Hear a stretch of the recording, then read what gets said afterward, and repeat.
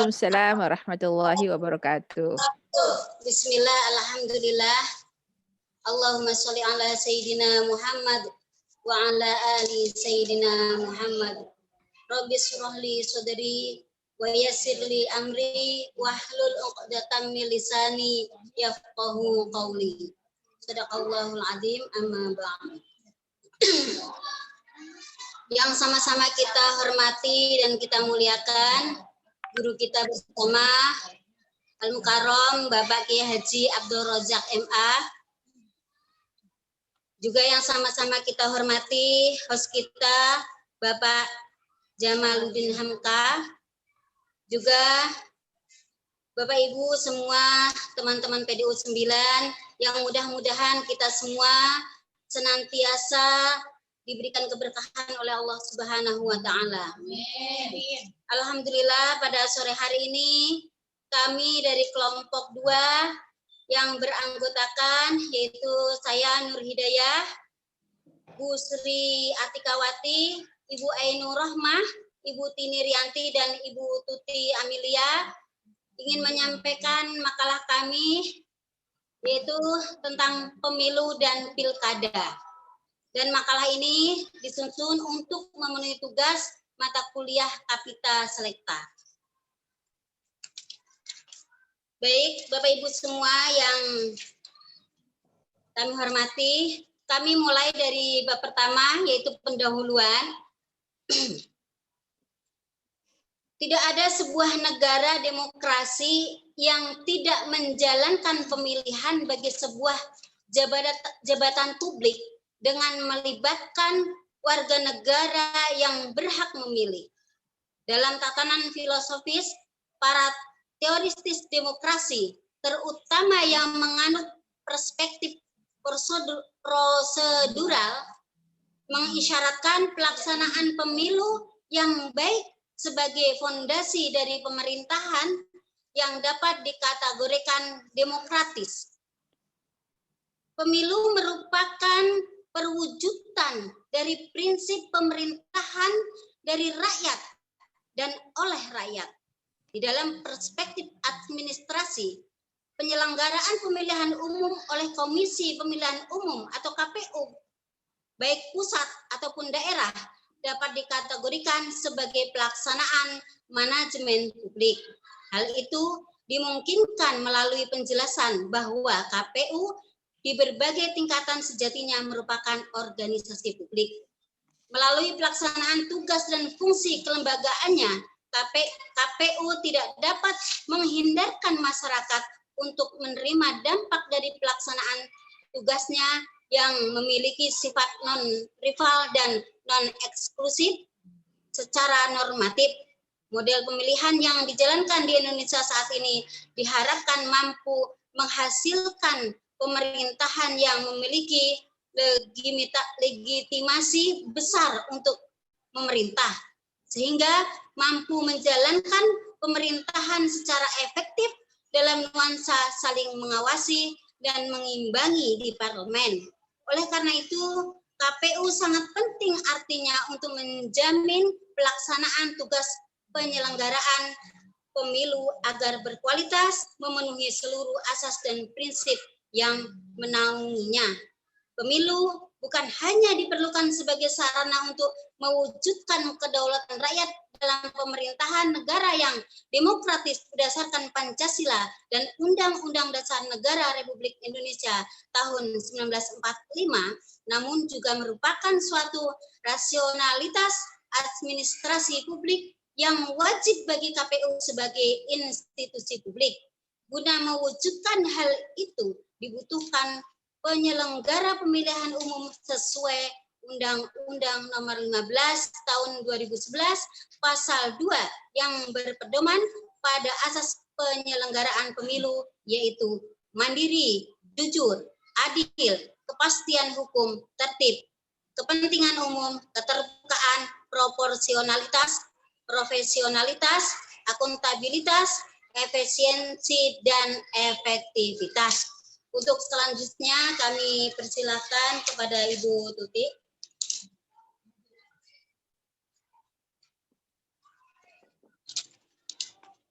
pengertian pemilu sesuai Undang-Undang Nomor 8 Tahun 2012 tentang pemilihan umum anggota Dewan Perwakilan Rakyat, Dewan Perwakilan Daerah, dan Dewan Perwakilan Rakyat Daerah.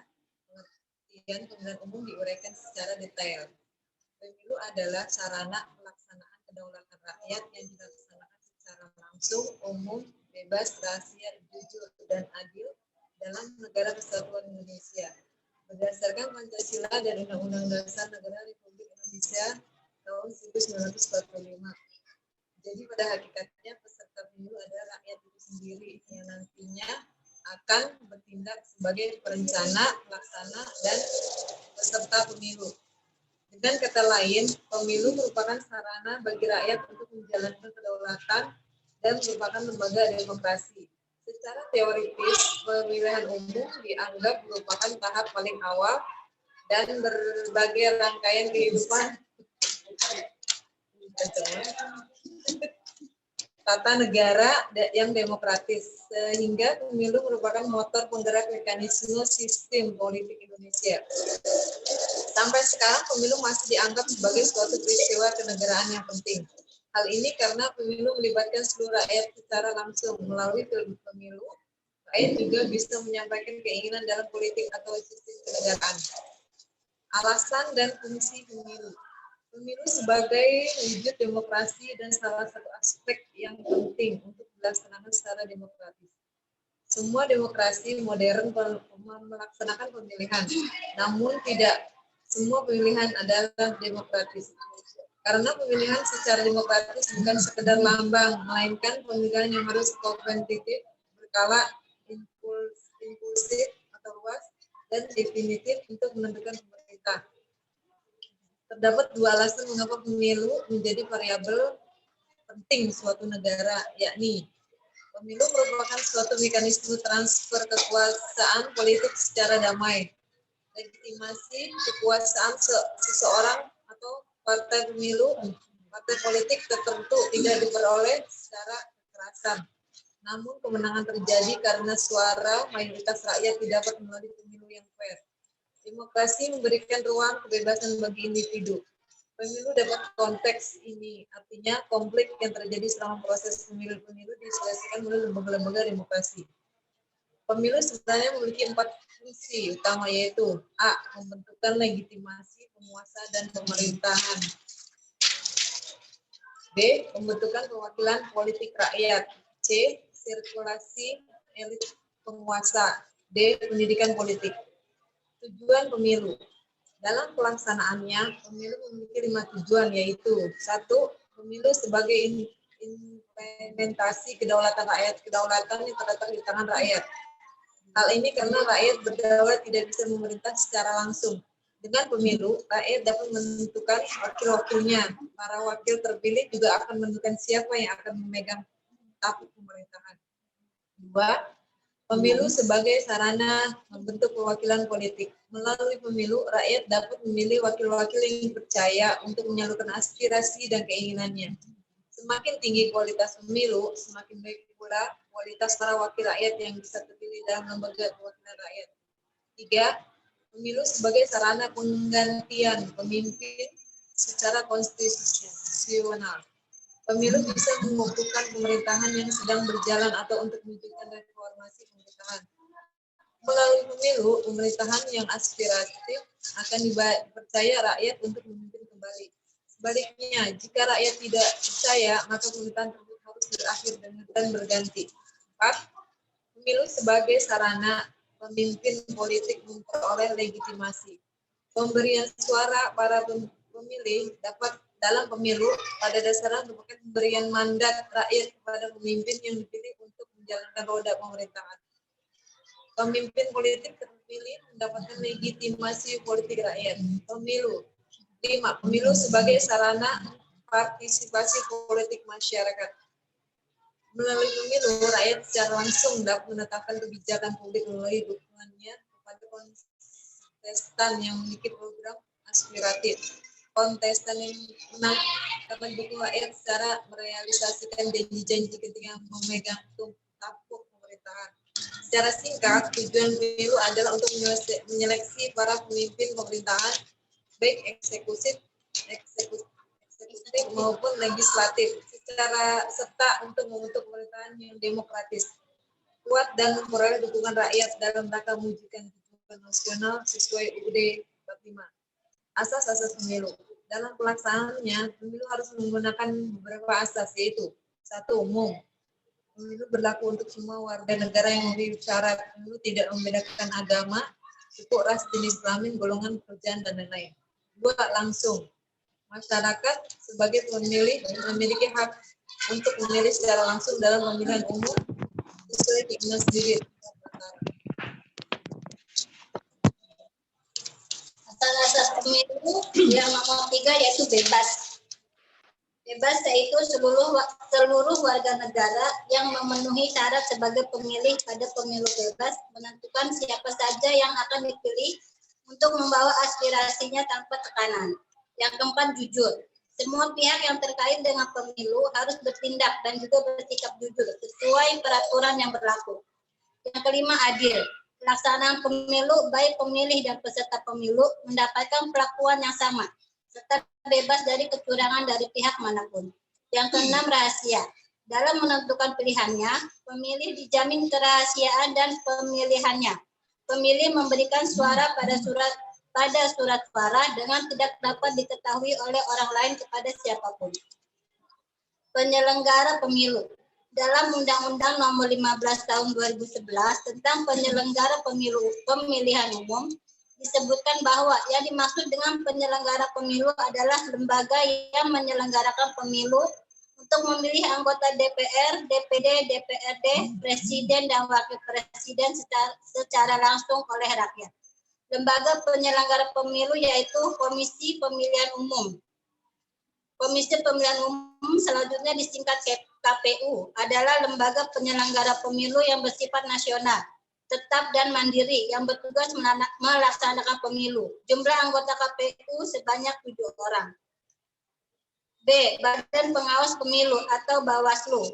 Badan Pengawas Pemilu selanjutnya disingkat Bawaslu adalah lembaga penyelenggara pemilu yang bertugas mengawasi penyelenggaraan pemilu di seluruh wilayah negara Kesatuan Republik Indonesia.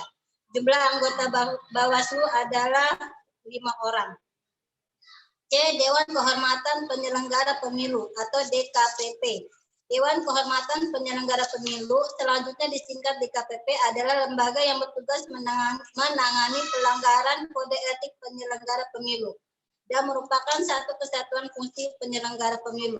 DKPP bersifat tetap dan berkedudukan di ibu kota negara. DKPP terdiri dari 7 orang unsur KPU, Bawaslu, DPR, dan dari pemerintah. Bab 3, Pilkada. Pengertian pilkada. Pemilihan umum kepala daerah dan wakil kepala daerah atau biasa disebut dengan pilkada atau pemilu kada adalah pemilihan umum untuk memilih pasangan calon kepala daerah yang diusulkan oleh partai politik atau parpol atau gabungan parpol dan perseorangan. Dasar hukum pilkada aja langsung ya. Dasar hukum pilkada, selain itu, pilkada juga dapat diartikan sebagai pemilihan gubernur dan pemilihan bupati atau wali kota yang merupakan sarana pelaksanaan kedaulatan rakyat di provinsi dan kabupaten atau kota untuk memilih gubernur dan bupati atau wali kota berdasarkan Pancasila dan Undang-Undang Dasar Negara Republik Indonesia tahun 1945. Selanjutnya oleh Bu Tika.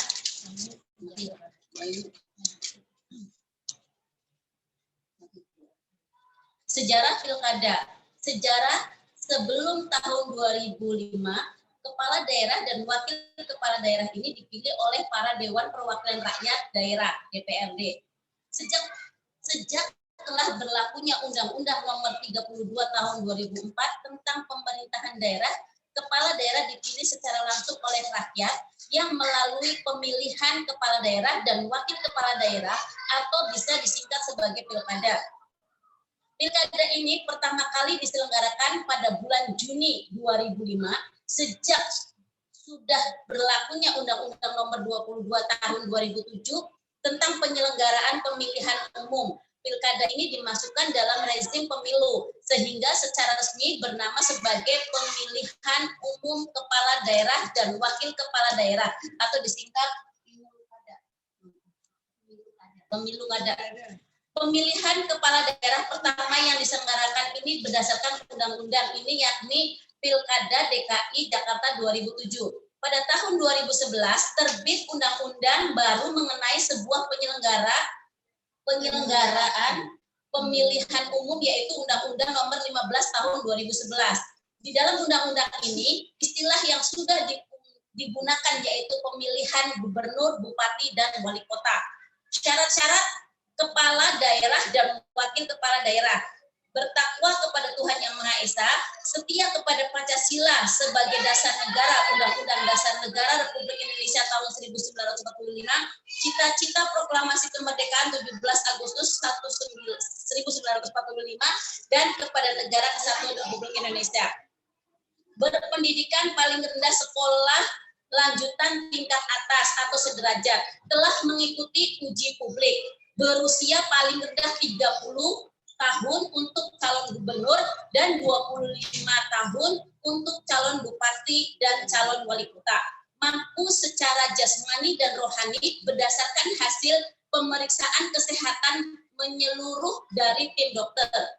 Tidak pernah dijatuhi pidana penjara berdasarkan putusan pengadilan yang telah mempunyai kekuatan hukum tetap karena melakukan tindak pidana yang diancam dengan pidana secara penjara di atas 5 tahun. Tidak sedang dicabut hak pilihnya berdasarkan putusan pengadilan yang telah memperoleh kekuatan hukum tetap. Tidak pernah melakukan perbuatan tercela, menyerahkan daftar kekayaan pribadi, tidak sedang memiliki tanggungan utang secara perseorangan dan atau secara badan hukum yang menjadi tanggung jawabnya yang merugikan keuangan negara. Tidak sedang dinyatakan pilot berdasarkan putusan pengadilan yang telah memperoleh kekuatan hukum tetap, memiliki nomor pokok wajib pajak NPWP dan memiliki laporan pajak pribadi, belum pernah menjabat sebagai gubernur, bupati atau wali kota selama 2 kali masa jabatan dalam jabatan yang sama, berhenti dari jabatan bagi gubernur, bupati dan wali kota yang mencalonkan diri di daerah lain, tidak berstatus sebagai pejabat gubernur, pejabat bupati dan pejabat wali kota, tidak memiliki konflik kepentingan dengan pertahanan,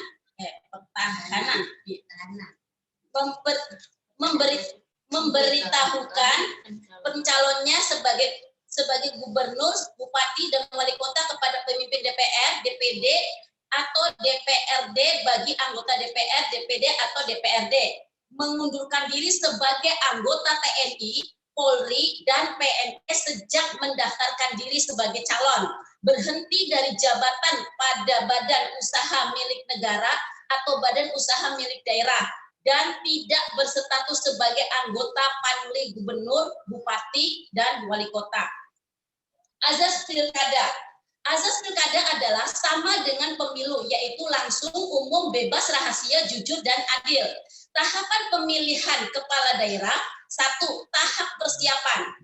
Pada pasal 65 ayat 2 Undang-Undang Nomor 32 Tahun 2004 tentang pemerintahan daerah disebutkan tahap persiapan terbagi menjadi 5 pelaksanaan, yaitu pemberitahuan DPRD kepada kepala daerah mengenai berakhirnya masa jabatan, pemberitahuan DPRD kepada KPUD mengenai berakhirnya masa jabatan kepala daerah, perencanaan penyelenggaraan meliputi penetapan tata cara dan jadwal pelaksanaan pemilihan kepala daerah, pembentukan panitia pengawas PPK, PPS, dan KPPS, pembentukan dan pendaftaran pemantau.